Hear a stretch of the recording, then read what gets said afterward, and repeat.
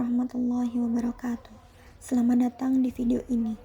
Hari ini kita akan membahas salah satu kasus besar yang menghebohkan industri tekstil Indonesia, yaitu kasus Sritex, sebuah perusahaan tekstil besar yang dikenal di seluruh dunia. Namun di balik kesuksesannya, Sritex juga mengalami masalah yang mencuri perhatian publik. Apa yang sebenarnya terjadi dengan perusahaan raksasa ini? Mari kita simak lebih lanjut. Sritex atau Sri Rezeki Isman Tbk adalah salah satu perusahaan tekstil terbesar di Indonesia. Didirikan pada tahun 1966, Sritex memiliki peran penting dalam industri tekstil Indonesia dan bahkan dunia. Dengan lebih dari 40.000 karyawan dan pabrik yang tersebar di beberapa kota, Sritex menjadi pemain utama dalam produksi tekstil untuk kebutuhan lokal dan ekspor. Produk-produknya mulai dari kain hingga pakaian jadi diekspor ke berbagai negara di Asia, Eropa, dan Amerika. Namun, dengan ukuran besar dan jaringan yang luas, Sritex juga menghadapi tantangan besar yang tidak mudah diatasi. Namun, pada tahun 2018, Sritex terlibat dalam sebuah kasus yang cukup menghebohkan. Kasus tersebut berfokus pada dugaan masalah keuangan yang terkait dengan laporan keuangan perusahaan. Sritex dilaporkan mengalami kesulitan dalam mengelola utang dan melaporkan keuangan secara transparan. Kalau ya kita harus lihat penyebab Sril ini dipilotkan atau kalau nanti dia sampai bangkrut, mudah-mudahan enggak gitu. Apakah karena memang industri tekstil ini yang memang sedang tidak baik-baik saja atau ya ditambah tadi ya permintaan global juga lesu. Ya. Saya kira kalau memang penyebabnya itu pasti perusahaan sejenis atau perusahaan yang memang bergerak di tekstil akan kena dampak gitu.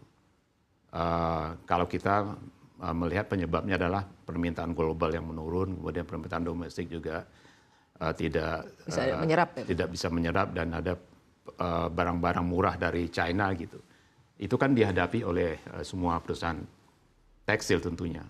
Jadi kalau sekarang Sril yang kena, bisa jadi perusahaan yang lain juga terkena.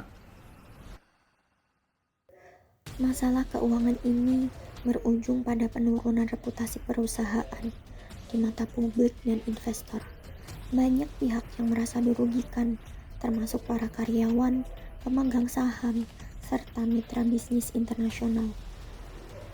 Seiring berjalannya waktu, Sritex mencoba mencari solusi untuk masalah ini dengan melakukan berbagai langkah restrukturisasi utang dan melibatkan pihak ketiga untuk menilai kembali posisi keuangan mereka. Namun, proses ini tidak berjalan mulus dan dampaknya mulai dirasakan oleh seluruh pihak yang terlibat. Dampak dari kasus ini sangat terasa bagi perusahaan dan karyawannya.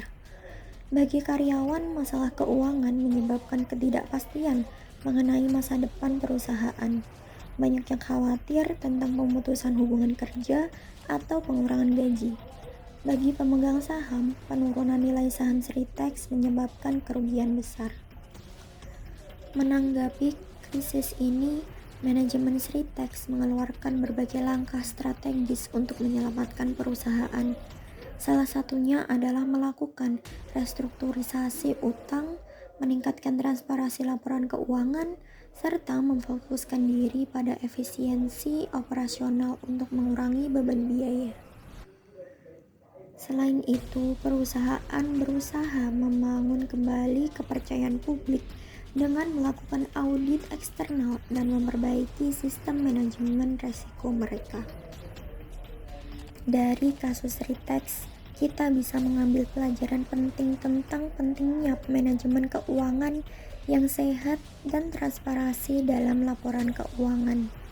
Ini juga menjadi pengingat bagi perusahaan besar lainnya untuk selalu menjaga integritas dan akuntabilitas dalam menjalankan bisnis mereka. Perusahaan besar seperti Sritex yang memiliki pengaruh besar dalam industri harus mengutamakan kelangsungan dan keberlanjutan dalam operasionalnya. ini adalah kunci untuk menjaga kepercayaan dan membangun reputasi yang kuat di masa depan. Terima kasih telah menyaksikan video ini. Semoga kasus Ritex memberi kita wawasan lebih dalam tentang tantangan yang dihadapi oleh perusahaan besar dan pentingnya pengelolaan yang bijak. Jangan lupa like, share, and subscribe untuk video lainnya.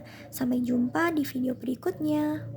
Wassalamualaikum warahmatullahi wabarakatuh.